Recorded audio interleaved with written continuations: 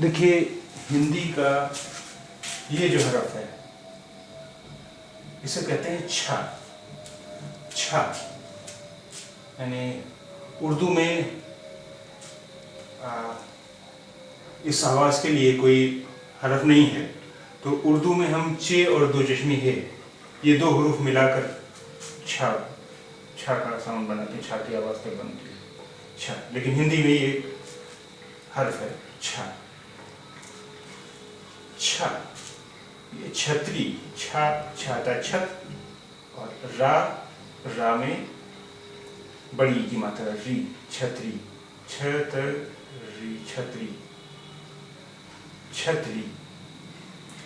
देखिए, प्रिंट में तो इस तरह का छा होता है, और जब हाथ से लिखेंगे तो हैंड राइटिंग में तो इस तरह का छा होगा। छा, छतरी, छाता, छा में आ की मात्रा, ता में आ की मात्रा, ता, छाता। छुरी, छा में छोटी ऊ की मात्रा छु, रा में बड़ी की मात्रा री, छुरी। छोटा, छा में ओ की मात्रा छो, टा में आ की मात्रा टा, छोटा। रीछ, रा में बड़ी की मात्रा और छा, रीछ।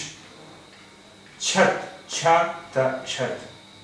पीछे, पा में बड़ी की मात्रा पी, छा में ए की मात्रा छे, पीछे।